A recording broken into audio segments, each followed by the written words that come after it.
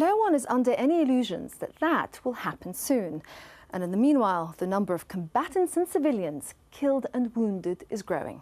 Few people understand what this means in reality better than the medevac personnel who helicopter out across the country to pick up casualties, often under fire themselves.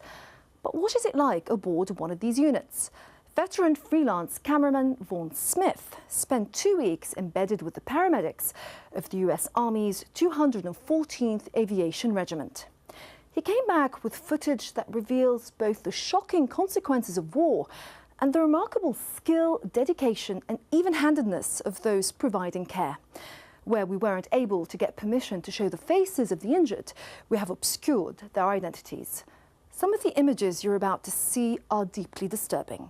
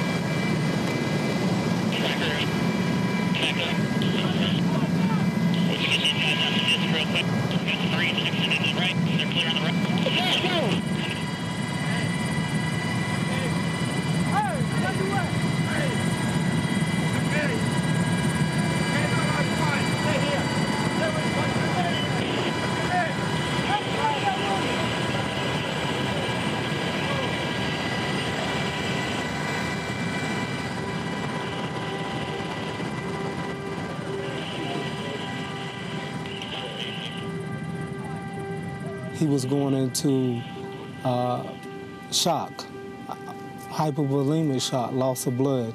The container was leaking out blood, so to speak, in simple terms. But we sealed the container back again with the tourniquets. He was a little confused. His level of conscience was decreasing a little bit. He was still in that state of shock. What I mean by that is he was still surprised that he had gotten hit, but due to him being in good shape, he was able to sustain his own respirations. His respirations was like maybe 24. Pulse was 120.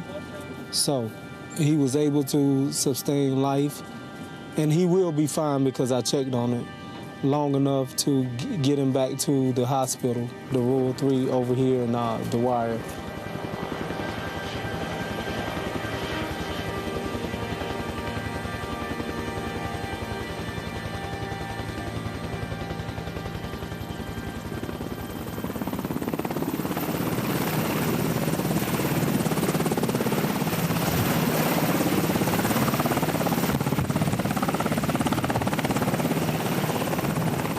My name is Sergeant Jordan Tyrone. I'm a flight medic at the 1st of the 214th Aviation Regiment out of Germany. We have a motto, striving to save lives, and every day we go out in the wire, we strive to save lives, because that's our mission here.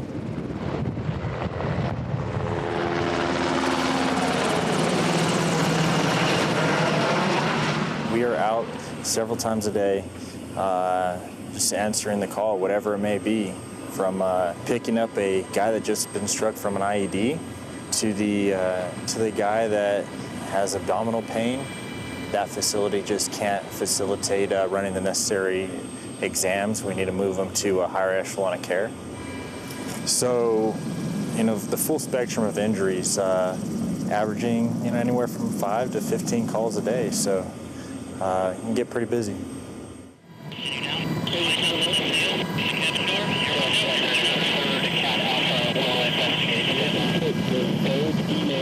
It's very disorientating. You don't know where the casualty is. And you'll sort of land into a dust cloud, and the dust starts to settle, and you can then work out what's going on.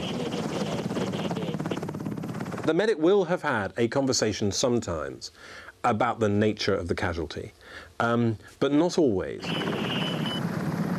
And so what you'll have is this briefing in the dust where the soldiers will tell the medic exactly what they've done. Have they applied morphine, how many tourniquets, and what else they may have done to try to stabilise the casualty.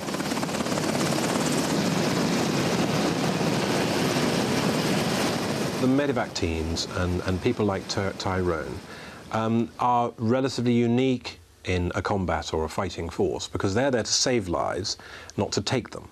And I remember the image that is left with me of a pregnant Afghan woman looking across and seeing her mother, who was very much worse, in a much worse state than she was, and seeing her trying to be saved. I found that very moving as well. A lot of the missions we do are local nationals. The 3 we did today were local national. Probably or roughly about half, if I had to guess. We'll go in for anybody. We go in for locals, we go in for soldiers, we go in for coalition forces, we even go for enemy POW. Everybody was treated equally. There was no distinction in these crews and the medics like Tyrone in the effort they made to save any life, and that could be a Taliban life. We would only know if a Taliban had come into the helicopter or an enemy insurgent because a Marine would accompany them. So, and they'd normally be handcuffed if there wasn't a good medical reason why that was inappropriate. And we had people who had been making bombs. There was one person who got blown up by the bomb they were making. And we'd have quite a few Taliban come into the helicopters. But Tyrone would apply the medical assistance to everybody universally, and that was quite an impressive thing to see.